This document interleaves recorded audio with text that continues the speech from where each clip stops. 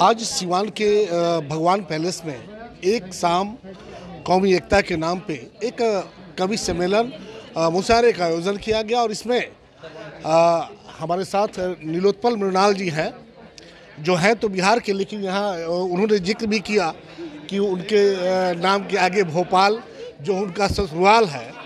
और सबसे बड़ी बात कि नीलोत्पल जी जब अपनी कविता को, अपनी बात को रख रहे थे उसमें आज की परिस्थितियों पे जो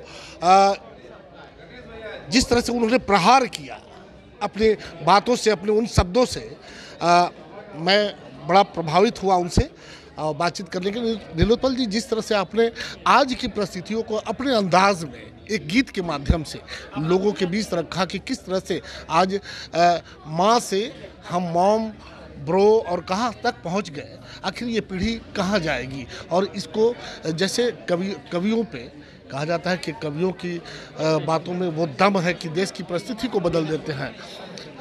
आजकल लग रहा है कि कहीं ना कहीं कविता कभी भी भटका हुआ महसूस कर रहा है, कि कभी भी भटका हुआ है। बहुत सारे लोग सत्ता के उसकी क्या कहते हैं कि उसकी बड़ाई करने में लगे हुए हैं कि भाई, तो आखिर ये क्या है।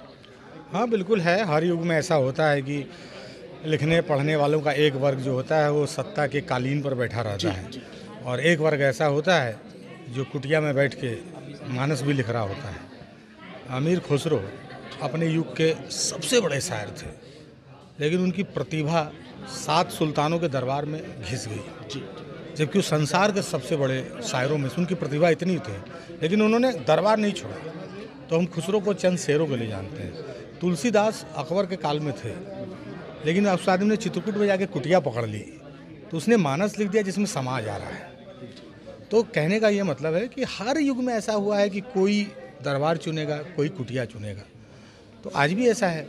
तो ये बहुत निराशा की बात नहीं है। हमको ये तय करना होगा कि दोनों, अगर एक तरह के लोग हैं तो दूसरे तरह के भी लोग हैं या नहीं, और उसको ज़िंदा रखने के लिए आपके समाज से प्रोत्साहन है या नहीं, तो वो आप देते रहिए।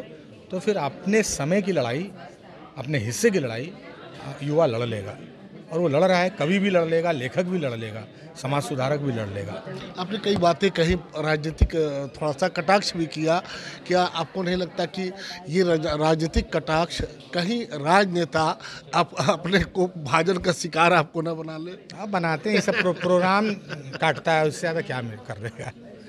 मेरा एक पंक्ति है कि मेरे पाँव के नीचे धरती है, सुल्तान तेरा इकबाल नहीं, हमसे क्या जागीर छीनोगे, हम तुम्हारे मनसबदार नहीं। तो हमारे पास मनसबदारी ही नहीं है सत्ता की या नेताओं की, तो हमसे क्या लेंगे।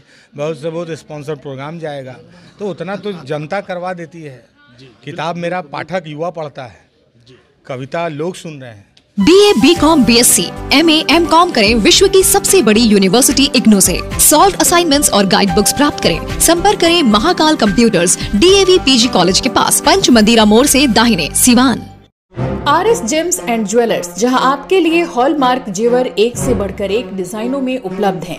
वहीं लेनी हो गोल्ड, डायमंड या चांदी के जेवर तो आज ही चलें सिर्फ और सिर्फ RS जेम्स एंड ज्वेलर्स। सबसे विश्वसनीय shop, Lal Palace, Station Road, Siwan. Mobile number 9572658649 और 7979869474। इसमें एको को विधायक जी, सांसद थोड़ी सुनते हैं। तो आपको सर नहीं लगता कि आज की जो युवा पीढ़ी है, जो मोबाइल में, जिसका जिक्र आपने किया, आपने कविता में किया था कि वो भटकाव की तरफ जा रही है, वो अपने अतीत को नहीं देखना, अपने इतिहास को नहीं देखना, जबकि हमारा इतिहास वाकई स्वर्णिम इतिहास रहा। नहीं, सब हर काल में ऐसा होता है, इसलिए मैं कह रहा हूँ कि निराशा की बात नहीं है। युवा अगर भटक रहा है तो फिर वो रास्ता भी पकड़ रहा है। इसी काल का युवा कमाल भी कर रहा है, तो निराश होने की बात नहीं है। लेकिन हाँ, पीछे से होंकते रहना पड़ता है। तो हम लोग होंक रहे हैं, ये तुम लोग गलत जा रहा है जी, या हम ही गलत हो रहे हैं, तो फिर जो है कि ठोक पीट के फिर कुछ लोग रास्ता पे आते ही हैं। तो इसलिए चिंता की बात नहीं। अंतिम सवाल, कैसा लगा सिवान? अरे सिवान तो बस मतलब जो है कि सिवान में लोगों को जिस तरह से लोगों ने जिस तरह से सुना, जितनी मोहब्बत के साथ आप देख रहे हैं कि 11:15 हो रहा है और लोग अभी तक मौजूद हैं, तो बहुत प्यार के साथ सुना। मैं कई कार्यक्रमों में बिहार में पटना के अलावा जहाँ कहीं भी गया हूँ वहाँ पर थोड़ा सुनने वाले कम मुझे मिले हैं, लेकिन सीवान ने मेरा क्योंकि लास्ट में आएंगे, आपको विशेष रूप से आमंत्रित किया जाता है, तो उस समय बहुत लोग चले नहीं, आज वही मैं कह रहा हूँ कि पूरी कुर्सियाँ तो भरी हुई थी, बहुत प्यार से सुन रहे थे। और मैं बार बार सीवान आना चाहूँगा, यही बात।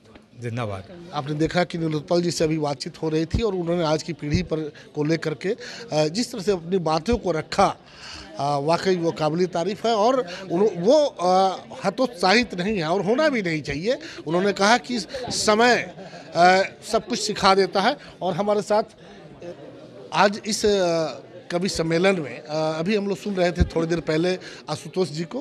आशुतोष जी, जिस तरह से आपने कलम और सिपाही की आज के समय में जो परिस्थितियां हैं उस पर कटाक्ष किया था, क्या आपको लगता है कि आज वाकई जो देश की परिस्थिति है, बिहार पे भी आपने कहा कि कैसे, तो क्या कहना चाहेंगे आप? देखिए, मैं कवि हूँ, मैं कविता में ही कहूँगा कि जो सच को सच कहो, बच बच कहो कि सबका पेट दुखता है। जो सच को सच कहो, बच बच कहो कि सबका पेट दुखता है। और न मानो देख लो कि गांधी, गंगा और मीरा ने क्या अंजाम भुगता है। और बिछाया जाल सबने है यहाँ पे जालसाजी का, और किसी का भेद खुल जाए तो सबका पेट दुखता है। और एक जरा सा झूठ का चूरन चटा दो, वो तुमको झट उठा लेंगे, मगर एक सच की पुड़िया दी तो सबका पेट दुखता है। देखिए, राजनीति झूठ का खेल है। राजनीति का बेस ही झूठ पे टिका हुआ है।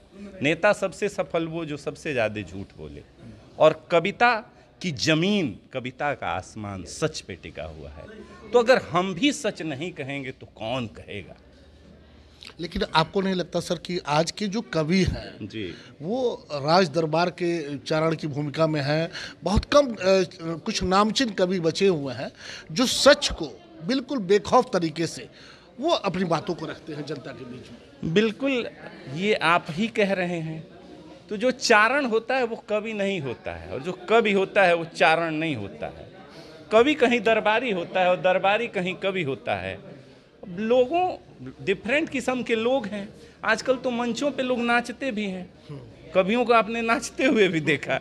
मैंने कहा कि थोड़ी आप लोगों की भी भूमिका है इसमें। आजकल वायरल का मामला ऐसा चला है ना कि बेवजह जो नर्तक है वो गायक बना फिर रहा है, जो गायक है वो नर्तक बना फिर रहा है। और जिसको जूते के दुकान में काम करना चाहिए भैया, वो कवि बन के टहल रहा है, तो उसकी कविता से तो चमड़े की बदबू ही आएगी। तो ये सच है कि ऐसे लोग हैं, और ऐसे लोग हैं तो ऐसा कहने वाले भी लोग हैं। इसमें हम मीडिया का जो दायित्व है वो अपना काम करते हैं, हम अपना काम करते हैं। तो आपको लगता है कि मीडिया जो कलम के सिपाही हैं वो भी भटकाव की तरफ है? देखिए, बिल्कुल हैं। हम सब समाज से ही आते हैं, हम सबके परिवार हैं। और ये तो आप जानते हैं ना कि ईमानदारी पे जीना, सच पे चलना, तलवार की धार पे चलने जितना कठिन है। तो आसान होता है, लोग आसान रास्ता चुन लेते हैं, लोग समझौता कर लेते हैं। और कुछ लोग होते हैं इस्पाती जो नहीं टूटते हैं, उनको किस किस किस्म से तोड़ा जाता है। आप सीवान में हमसे ये बात पूछ रहे हैं, आपसे बेहतर कौन जानता है? मुझसे बेहतर जवाब तो सीवान दे सकता है इस बात का। तो ठीक है कि झूठे हैं, समझौतावादी हैं, मक्कार हैं, लेकिन नहीं टूटने वाले भी यही हैं। तो ये सभी वर्गों में है, सभी तरह के लोगों में है, सरकारी नौकरियों में, गैर सरकारी नौकरियों में, राजनीति में, उसमें भी बेहतर बेहतर लोग होते हैं।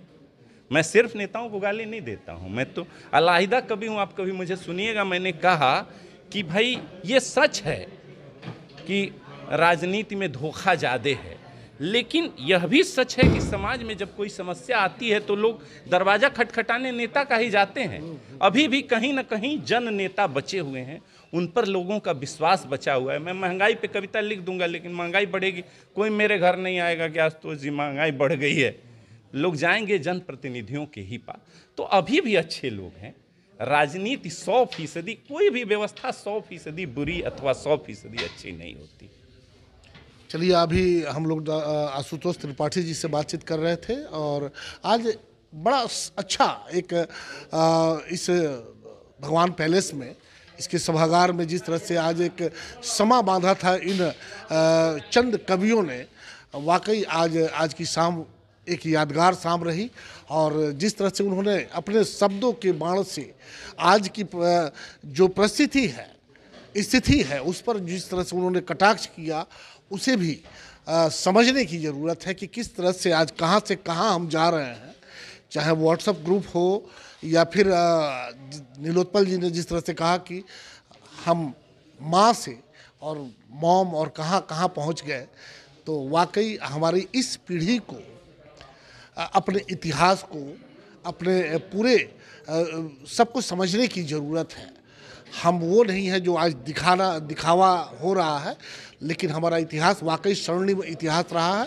और यही सोच हमारे इस देश की तकदीर को बदलेगा। Emmanuel Group of School Hardiya Mor and Anand Nagar Siwan. Admission open season 24-25. Limited seats. Hurry up. Emmanuel Group of School, Haradia More and Anand Nagar, Siwan. Call करें 7761872900 9934407656. Daffodils School and Kids Zone Pre-Nursery CBSE Curriculum announce free admission till March 2024. Admission open. Wishing everyone happy Saraswati Puja and Holi. Green and peaceful surrounding 5 days a week. Computer classes, yoga and dance classes, special emphasis on math, science and English. Vehicle available on all routes. Listen compound Mahadeva Siwan. Mobile number 9631724798. अब आपके शहर सिवान में Safdarjung hospital Delhi के मशहूर surgeon doctor MD Muzammil, general and laparoscopic surgeon MBBS DNB general surgery Delhi लखी चंद hospital में अपनी सेवाएं दे रहे हैं। लखी चंद हॉस्पिटल में 21 जनवरी से सेवाएं चालू है। हर तरह का ऑपरेशन सफलतापूर्वक किया जाता है। लखी चंद हॉस्पिटल, डॉक्टर्स कॉलोनी चौक, बढ़िया रोड, सिवान। अब बड़े बड़े शहरों के बाद सिवान में खुल गया Birla Open Minds International School. Admission open for session 24-25 nursery to class 6 CBSE curriculum Andhra Dhala Madkan Siwan. Call करें 9122899149। Emmanuel Group of School Hardiya Mor and Anand Nagar Siwan.